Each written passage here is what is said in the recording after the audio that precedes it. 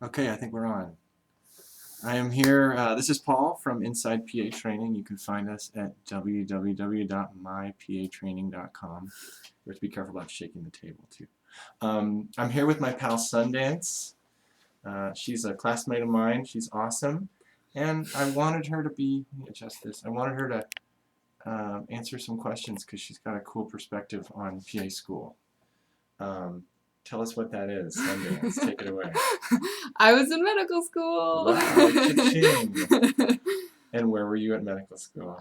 Here, actually. Here. So you've seen UC Davis PA school, you've seen UC Davis med school. Exactly. How did that all happen? Funny you should ask. And how much time do we have? No.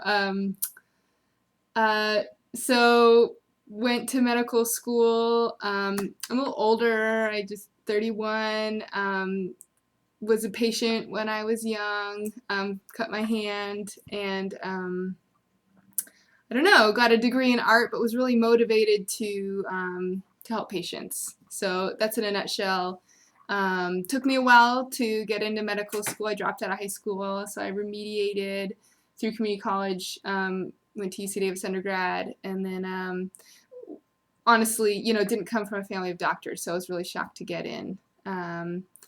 So felt really lucky to be in medical school, and it was also really hard for me, but was in it for the long haul, in it to win it, and then during my second year of medical school, I got pregnant. I took the boards, started my third year of clerkship, and was kind of forced to take a year off because you can't take small chunks of a year.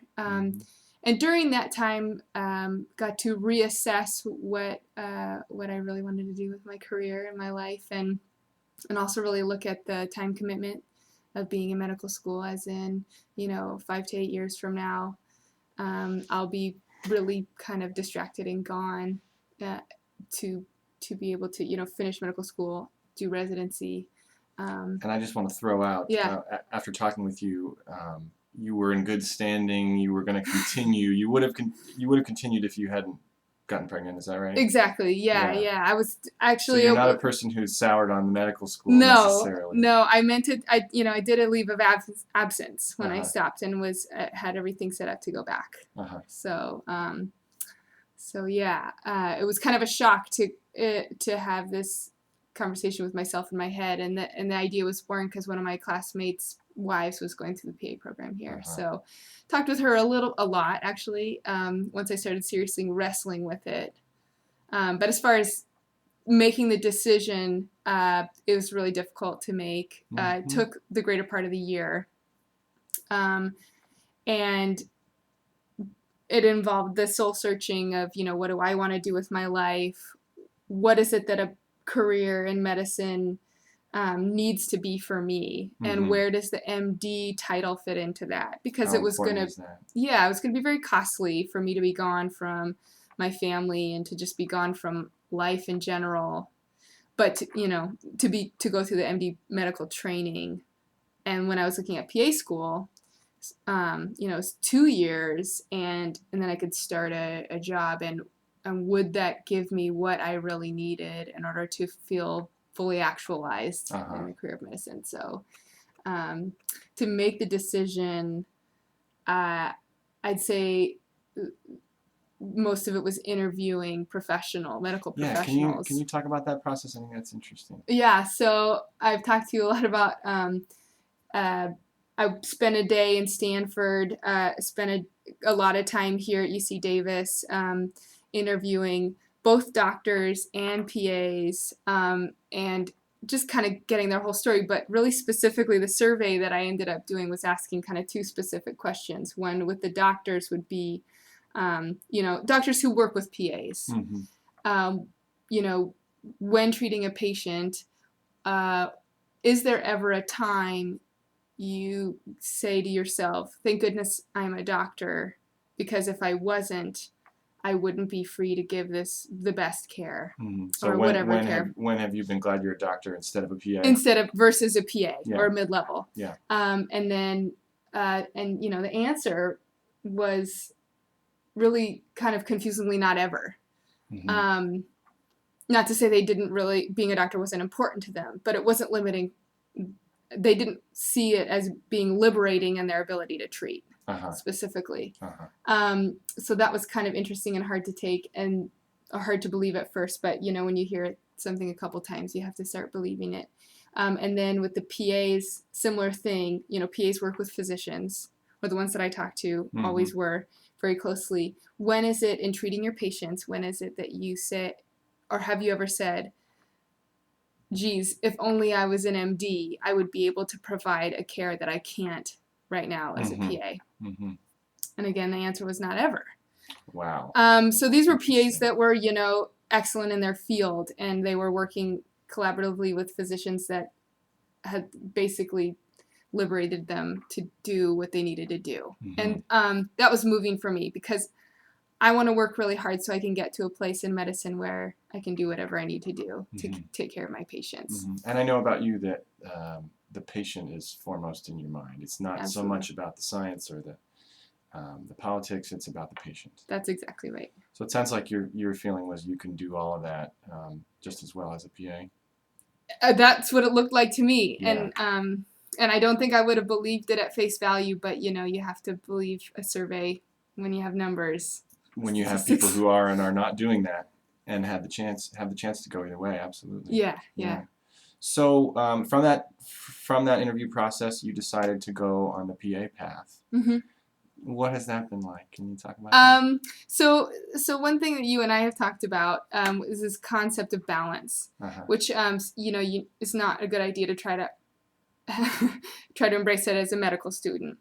But I was feeling the loss of that in my family life, and was craving it, and then kind of seeing the importance of it once taking the year off to be with a family, new baby.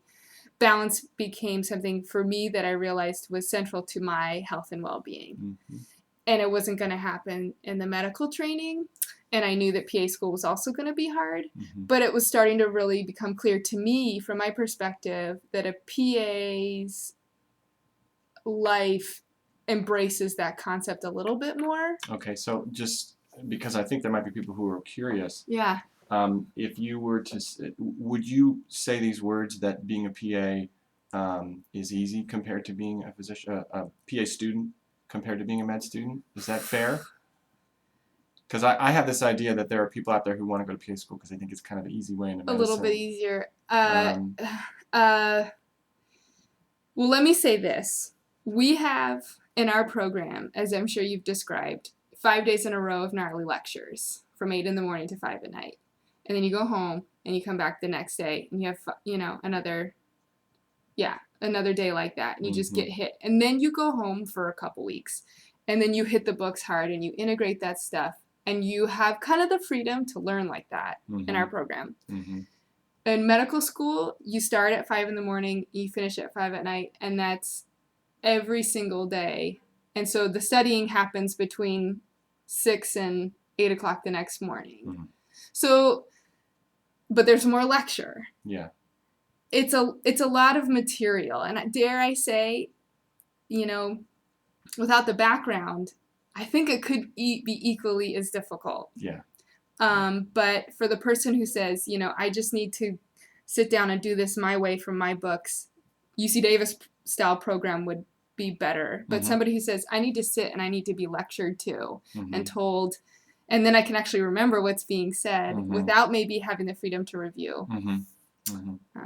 But can I just say that the other thing that's missing in PA school is the 3 to 5 year residency. And that's huge.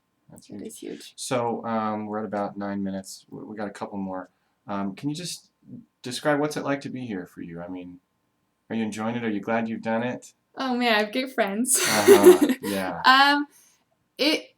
I'd say it's getting easier and easier. At first it was really hard, honestly, because I was really proud of myself for getting into medical school. And I also had really grown to identify myself with this kind of archetype of the doctor that's a pretty powerful, beautiful archetype in our society. And I think I've identified that my ego really liked that decision, and it was hard to let that go. It was months and months, actually. since being in PA school and really understanding what PAs are, I realize more and more how much they resonate with me, more of what I think good care is. What I mean to say is I think good care is not very what is it? Paternalistic. Paternalistic. Yeah. It's collaborative. It's not an authority kind of gifting knowledge on a subservient. It's like this. It's an honor to be a part of somebody's life story and their medical issues. Yeah, and you were kind of talking about this earlier off camera with me, that this might not be the field for you if you feel like you have to always be the end of the decision-making chain. Right. And have the final say. Right. And that speaks to, it's collaborative. So. Yeah, and I think that some people, it works best for them to be the expert in their field that takes all the responsibility for information. PAs need to be an expert in their field, but I do feel like it's understood and it's supported for PAs to be constantly growing and to come to endpoints, if they're not incredibly experienced in them, to do that collaboratively. Whereas maybe doctors, the onus is on them to just be expert for period, full stop. They're expected to know it from the minute they hit the door. Huh? Yeah, and that's a different standard. And I think that they're both fine and great and important. Yeah. I work better. Really, I love saying, I don't know, let's check it out. Yeah. I don't know, let's check it out. So it sounds like you're excited that you're going to get to do pretty much all the things you wanted to do in medicine. For me, I'm very pleased. I'm not super pumped about publishing a lot of research. I'm not super pumped about, for me, medicine is not everything. I realized that after being in medical school, that it's just not enough. I can't do the 18-hour day and say, that's enough for me. I actually need to have some other components in my life. And for me, PA school is both supporting that, as well as my career will be able to support that. Awesome. So just before we go, in closing, you got any suggestions for anybody who's interested in the PA direction, the PA path? Both medical school and PA school are incredible commitments. So don't mess with that until you know what you're doing. What I mean to say is get with patients. And I'd say if patients are it for you, then I think both doors would be fine to walk through. If the discipline of medicine and patients are it for you, then maybe maybe being a doctor is your direction. But if being passionate about being patients, what am I saying? If being passionate about the care you're giving to the patient, get with patients is really important to you. See if that's where which I also think is a really important idea, because you need to get talking to patients, put your hands on patients to find out if this is what you really want to do. I think a lot of people see the salary and they hear the U.S. News and World Report saying we're the #2 field, and they don't think about, well, I'm actually going to be in there touching people and hearing their stories. That's got to be awesome to you. So you got to do it. That's my advice. Get with the patients, touch patients, see if it's enough, and if it is, then I say go for it. That's great advice. Thank you so much, Sundance. I really appreciate it.